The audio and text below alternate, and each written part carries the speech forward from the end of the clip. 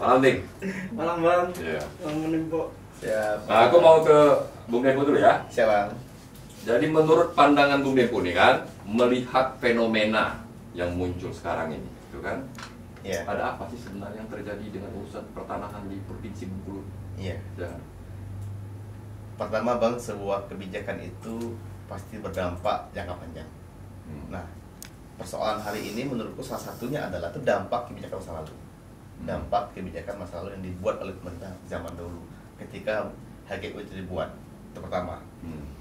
Yang kedua, mau tak mau kita mesti menyadari perbandingan pertumbuhan penduduk. Tanah nggak pernah bertambah. Ya, berkurang Jadi, ada. penduduk pasti bertambah. Kan gitu.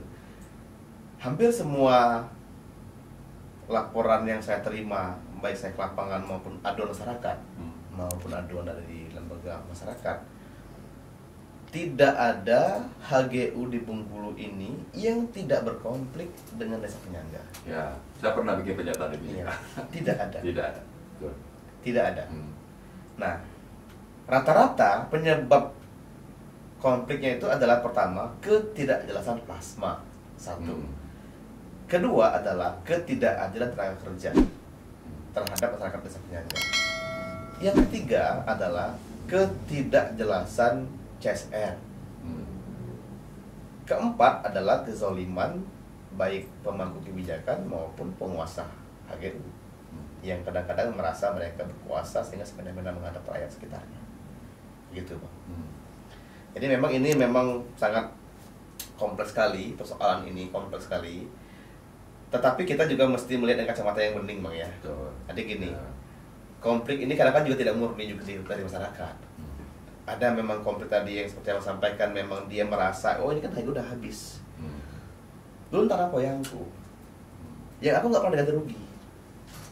Zaman dulu HGU itu dipaksa pakai senjata. Betul. Tentara turun dipaksa. Tanpa pernyataan bahkan. Nah, ketika HGU habis, boleh dah aku ambil alih kembali ya leluhurku. Dan mereka disalahkan. Satu. Yang kedua, terkadang juga ada pihak-pihak kepentingan yang berkepentingan dengan bisnis HGU ini, yang kadang-kadang menggiring juga rakyat untuk berkonflik. Ada pemain Ya, lain, gitu kan? berkonflik. Ya mungkin apakah dia toke sawit misal ya, atau mungkin dia punya bergaining bisnis apa dengan perusahaan sehingga dia memerankan petani-petani kita. Yang ketiga,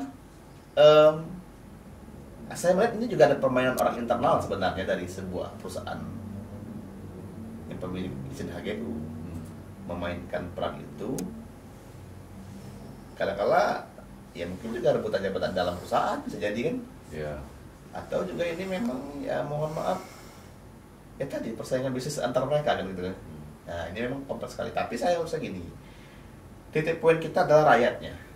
Bagaimana rakyat desa penyangga terutama ya, itu mesti diselamatkan. Jangan sampai mereka terbawa arus konflik yang sesungguhnya tidak wajar mereka lakukan. Nah kecuali itu menyangkut memang hak mereka. Misal ketika ada perpanjangan HGU, ada kewajiban dari perusahaan itu memberikan plasma 20%. Itu wajib, hukumnya undang-undang mengatur. Yang kedua, bolehkah kita mengajukan inklat untuk kepentingan publik? Boleh. Mengajukan permohonan inklat untuk kepentingan publik, misalnya untuk pemakaman, untuk sekolah, untuk pasar rakyat. Ya, artinya kalau ada perpanjangan HGU yang Iya. sebelumnya 4.000, 2.000 aja. Ya, Ada yang ini itu untuk dibolehkan. ini. Tinggal bagaimana penguatan pemerintah yang membackup mereka. Nah, karena sinilah tempat permainan-permainan yang bermain. Ketika bicara inklat, ketika bicara plasma, ini mulai bermain. Nah, tapi bukan cuma ini, Bang. Ada juga fenomena sebenarnya itu memang beberapa HGU itu masuk juga kawasan hutan lindung atau kawasan hutan konservasi sebenarnya. Yang ini memang tanda kutip mesti sebenarnya sudah lama tahu, tapi belum terbuka kan begitu kan? Iya. Tapi enggak juga. Karena Itu- ada beberapa Iya. ada beberapa perusahaan. Aku agak berani sebutkan namanya kan. Iya. Misalnya Mitra Puding Mas ya. Iya. Mitra Puding Mas itu dia ada di TWA-nya sebelah. Iya. Ya kan? Iya. Dan sialnya itu tuh orang BKSDA itu pasang papan informasi tepat di kebunnya. Iya. Ini adalah kawasan taman wisata alam sebelah tanpa dia menebang sawitnya. tanpa menebang sawitnya. Artinya kan terang benderang. Iya. Ya kan? Tapi nggak ditinggal. Artinya dia menyampaikan ke orang luar tuh kawasan, menyampaikan ke perusahaan, silakan. Iya, itu kan maksudku. Iya. Ini salah satu yang kita sebut sebagai fenomena. Iya. Yang fenomena itu artinya yang muncul di permukaan. Iya. Nah, satu lagi persoalannya itu adalah dari hasil pendalaman yang kita lakukan itu ternyata dari sisi legalitas Iya. memang dia nggak lengkap, Betul. ya kan? Nah, modusnya tadi bisa seperti yang dirimu sampaikan Iya. kan, bisa macam-macam nih. Ada intrik di internal perusahaan, rebutan jabatan, Iya. saling sikut. Ada kelompok yang lain, Iya. misalnya mereka merasa perusahaan ini terlalu hebat, Iya. apa segala macam, menguasai Iya. lebih Lebih luas. petani lebih suka jual ke dia, Iya. gitu-gitu, sehingga dia melakukan dalam tanda petik. Kalau ini boleh dibilang provokasi, kalau Iya. dia bermuara kepada kejahatan kan, melakukan provokasi, gitu, Iya. sehingga terjadi kayak muncul konflik yang manifest gitu Iya. antara perusahaan. Itu tuh modus gitu. Modus. Tapi dasarnya itu ya kalau yang kita lihat, yang kita tahu itu berbasis pernyataan yang dirimu sampaikan tadi itu, hampir tidak ada perusahaan perkebunan sawit di Provinsi Bengkulu yang tidak berkonflik Iya. dengan perusahaan. Iya. Nah ini kan maksudku situasi yang sebenarnya negara dalam konteks ini kan sudah harus tahu tuh, ya kan? Mesti hadir. Mesti hadir ya kan. Kalau enggak, ditangkapin terus petani ini kan, Konflik ya kan? Karena dia setelah dia berada hadapan dengan perusahaan, dia kan tidak secara langsung juga berada hadapan dengan Iya. perusahaan. Ketika berada hadapan dengan perusahaan, ada aparat penegak hukum yang di tengah, ya kan? Iya. Aparat penegak hukum dia memang harus berperilaku atau bertindak hitam putih, merusak, tangkap. Terkadang Ya, bang, belum apa bang, terkadang mereka diadu sama mereka. Nah, Direkrut karyawan, Hmm. jadi security perusahaan, nah, diadu lah. ya diadu sama, Security sama atau mereka warga, itu. yang notabene seperti orang sana juga gitu kan. Iya, pecahlah konflik Ah, sosial di antara sosial. mereka, rusak kampung, rusak Iya. struktur sosial. Iya. Kalau kau kayak mana melihat tadi? Ini kita masih mau melihat dasarnya dulu ya, gitu kan? Kok bisa begitu? Awak agak ngeri sebenarnya melihat situasi ini ya. Yang ku ngerikan itu adalah sebenarnya tidak hanya di Bengkulu, tapi di banyak tempat juga kan. Aku yang kekhawatirkan itu orang menjadi gelap mata, Betul. kalap, Betul. kayak gitu. Bentuk dari membakar, Iya. kan bentuk atau Nggak tahan lagi dari ya. kekalapan. Nggak tahan lagi kan. Nah, dasarnya itu. Kenapa? Iya, kalau aku lihat permasalahan konflik pertanahan yang ada di Bengkulu yang terkhususnya lebih kepada HGU itu tuh memang udah sangat intensitasnya agak tinggi ya. Karena aku terjun langsung untuk melihat kawan-kawan yang ada di lapangan. Kita ambil contoh di Provinsi Bengkulu itu ada beberapa perusahaan Iya. yang berkonflik dengan masyarakat. Kita hitung dari ujung ke muko, ada PT DDP, tangkap dan lain-lain. Iya. Dan sampai kini legalitasnya itu masih dalam tanda kutip. Iya. Legalitasnya masih dalam tanda kutip. Kenapa masih dalam tanda kutip dan dalam tanda tanya besar? Karena HGU yang dimiliki PT DDP yang berkonflik hari ini itu adalah HGU-nya PT BBS dulu. Nah, HGU PT BBS. Sementara kita tahu bahwa HGU PT BBS itu sudah habis. Bukan sudah habis, tetapi tidak pernah dikerjakan Bangkrut. oleh PT BBS awalnya ya. Nah, terus diklaim oleh PT DDP dengan dasar klaimnya bahwa sudah ada jual beli. Tetapi waktu kita pernah melakukan pertemuan dengan PT BBS, dengan PT DDP, dengan DPRD Kabupaten Mukomuko dan seluruh stakeholder pada tanggal 28 November kalau nggak salah tuh, itu tuh ada tuh diterangkan bahwa PT BBS ini tuh pilot. Sehingga mereka membeli HGU dari PT BBS itu. Kalau secara aturan kepailitan kan kalau sudah pilot tidak bisa lagi dia Tidak kuasai jual, kan, ya. dia tidak bisa jual lagi. Kecuali harus dilelang oleh oleh Negara. operator kan Ya. atau negara. Nah, ini yang masih jadi satu tanda tanya. Itu proses pengalihannya. Yang kedua, bahwa kita melihat beberapa pengakuan dari PT DDP sendiri Pertama ada 2012, setelah itu yang terakhir ada 2018 pengalihannya. Tetapi proses menguasai, menanam dan mengelola lahan HGU PT BBS itu sudah dari 2006. Artinya ada berapa tahun lamanya proses yang secara hukum itu tidak boleh, itu dilarang. Dan itu merupakan satu kejahatan sebenarnya. Tapi itu terjadi depan mata sama kayak yang mitra puding emas berkebun di TWA. Iya, itu terjadi depan mata. Nah, hal-hal seperti ini imbasnya apa? Imbasnya akhirnya dia ngambil lahan yang memang harusnya dikembalikan kepada negara dan masyarakat, dia ambil, dan masyarakat kita yang notabene petani itu harus tersingkir ke dalam kawasan hutan. Masuk ke dalam kawasan hutan, negara tindak. Diburu. Artinya petani ini menjadi dilematis.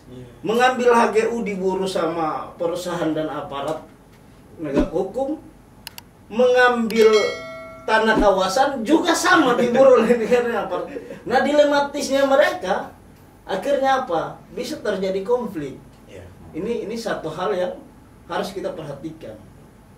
Nah, proses-proses seperti ini teranyar yang kemarin ada PT BRS yang kita baca di beberapa media, ada PT BRS sampai terjadi pembakaran di situ. Itu konfliknya juga kan adalah konflik HGU. Nah, hal-hal seperti ini yang harusnya dilihat. Kenapa harus dilihat? Karena posisi HGU yang bermasalah dan secara hukum itu cacat secara formil, itu tuh secara idealnya itu tuh harus dihentikan dulu sama pemerintah. Dihentikan itu kayak mana? Dihentikan, bisa dibekukan. Ya, bisa dibekukan. Setelah dibekukan, kalau persyaratannya secara formil itu tidak dilengkapi lagi dengan tenggang waktu yang diberikan secara sesuai dengan aturan, tidak lagi terlaksana, maka negara harus ambil. Karena kalau kita melihat kalau nggak salah pasal 10 Undang-Undang Pokok Agraria itu mengatakan bahwa orang perorangan atau badan hukum yang menguasai tanah pertanian itu harus diusahakan dengan baik dan tidak boleh tidak boleh dilakukan dengan cara-cara pemerasan. Nah, artinya apa yang terjadi hari ini, cara-cara pemerasan dan dilakukan dengan tidak baik itu muncul. Oke, tapi masih itu satu ruang ya terkait dengan HGU. Nah, ini kalau tidak diurus segera tuh nanti konflik tuh. Ya kan? Tiba-tiba Pelindo bilang kami mau menggunakan lahan ini. Oh, mereka udah tanam sawit, apa masalah. Nah, ini negara dengan negara. Yang tadi yang aku bilang soal kasusnya antara Mitra Puding Emas dengan TWA Seblat, informasi yang aku dapatkan ini masih agak sumir ya karena aku belum pegang dokumen. Mereka bilang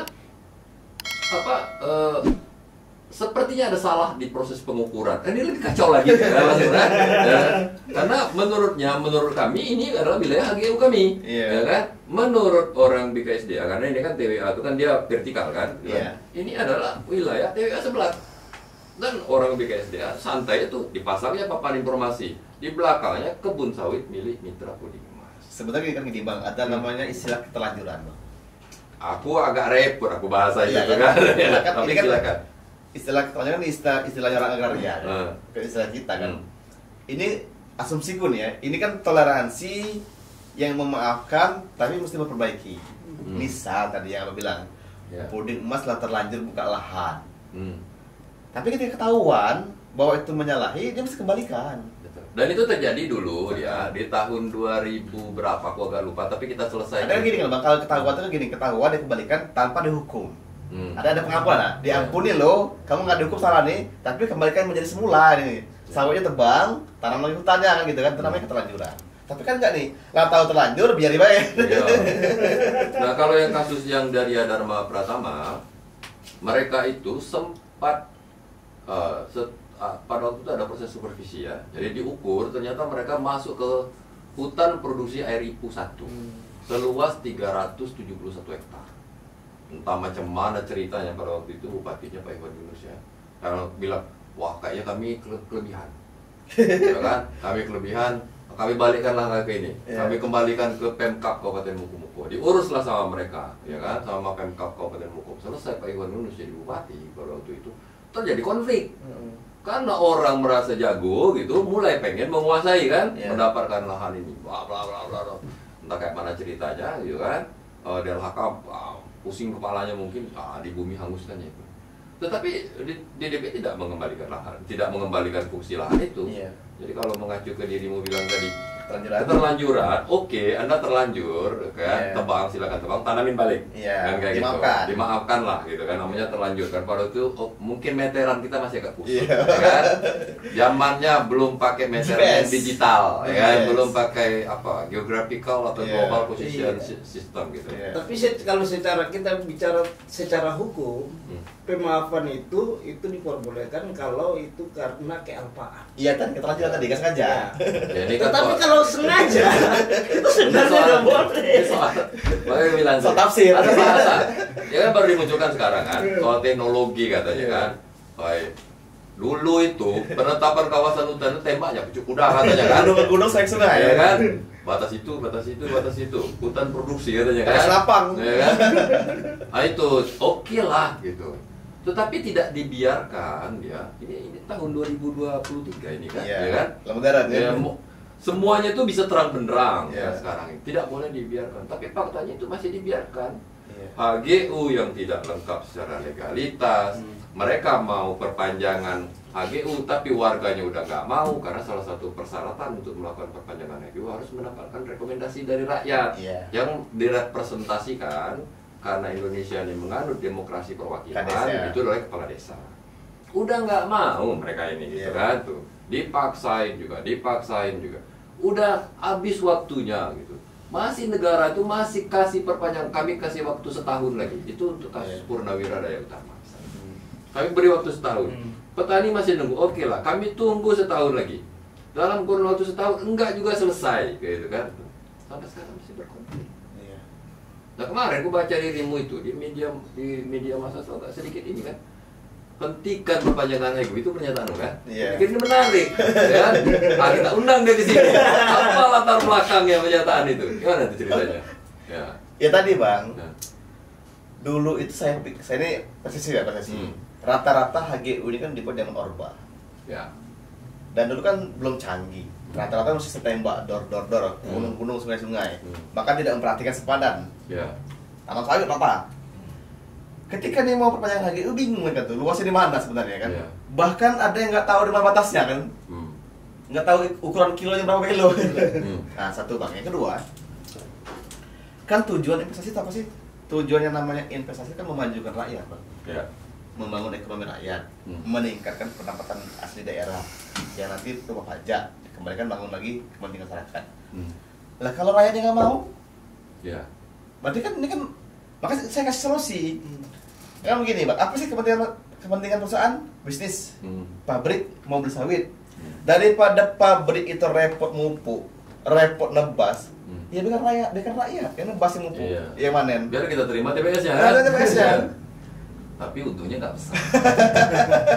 Itu masalah. Kan gini, rakyat kita ini nggak punya kebun lagi bang, nggak punya kebun lagi. Maka menurutku logikanya masuk sekali kalau itu dibagikan ke warga per 2 hektar. Inilah yang namanya reforma agraria sebenarnya kan? Reforma agraria sejati. Iya kan? Bagikan ke rakyat. Perusahaan kita nggak larang, silakan juga pabrik. Bikin komitmen, lahannya tadi wajib jual ke pabrik dia. Kan begitu bang, dia nggak payah ngupuk, nggak payah karyawan, nggak payah nyemprot dan lain-lain. Nah, tapi jika masih ada betul diinginkan perusahaan investasi, boleh nggak? Boleh, kita nggak larang. Sesuai aturan saja. Sesuai aturan undang-undang yang berlaku, baik undang-undang investasi, undang-undang agraria, maupun undang-undang tenaga kerja. Ikuti aturan main. Yang ketiga, ya hormati dong adat istiadat budaya lokal wisdom kita di sini. Pranata sosial kita. Jangan mohon maaf misalnya rata-rata ketika dia pendatang dari luar Bengkulu, dia dengan gaya mereka tidak lagi memandang budaya dan lokal kita. Nah ini yang jadi konflik. Ketika ada masalah rakyat, dia selalu menggunakan aparat. Dan lucunya kok langsung saja turun ke Anda juga kan? Langsung turun. Agak repot itu sih. Tapi karena memang begini. Coba kita yang lapor, gila rakyat yang lapor konflik. Lama. Ketika kemarin ada misalnya teman-teman mengklaim forum masyarakat Seblat ya, perusahaan Negeri Sinal ditangkap karena mencuri. Ya. Saya bilang belum tentu, entah bukan rakyat mencuri, siapa tahu Negeri Sinal yang mencuri. Karena nggak ada batasnya. Iya. Mana Jelas batas lah lahannya gitu. kan? Iya. Ya mungkin negeri yang mencuri lahan warga, saya bilang kan. Dikatakan mencuri itu ada tanah siapa? Kalau masih abu-abu, HGU-nya belum diperpanjang, plasmanya belum jelas, nggak boleh kata mencuri, saya bilang kan. Kecuali dia sudah ngambil dalam pabrik, baru mencuri. Ya. Kan nggak tahu lahan siapa ini. Lahannya lahan negara, atau lahannya masyarakat sekitar plasma, atau lahannya HGU kan, Bang? Nah, jadi tidak boleh katakan dikit ini mencuri, dikit ini mencuri. Ya.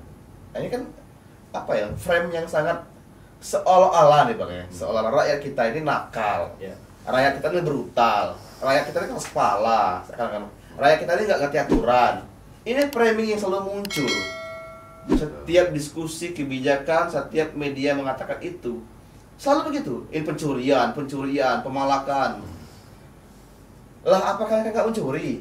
Tadi kata Bang, lahan konservasi, Ya. kemudian lahan sempadan sungai, itu kan juga mencuri. Bahkan mencuri ya masif kan gitu kan? Iya. Ini agak jarang sebenarnya di YouTube ini, agak heboh di YouTube ini sekarang nih. Ada sedikit. Kenapa masyarakat terus dibenturkan dengan aparat kepolisian? Iya. Ini kembalikan tanah adat kami, stop perusahaan ilegal. Ada banyak. Biasanya nggak terlalu banyak. Mungkin kayaknya magnet di mall. Kayaknya dia spesial ya. Saya Bang jujur Bang, saya kan dulu Komisi 4. Pindah ke Komisi 1 itu bulan April 2022. Hampir setiap minggu kedatangan tamu ke kantor selalu soal konflik agraria. Baik yang sifatnya pribadi maupun sifatnya kelembagaan.